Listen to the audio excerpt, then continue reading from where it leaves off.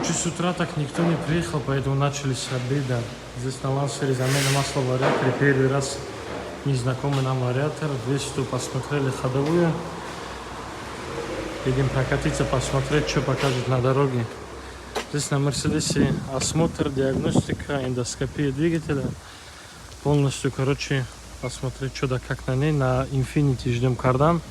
На Priori замена масла. Позже будем загонять корейца, на нем тоже ходовую. Спереди нужно привести порядок и заменить масло в движке и раздатке.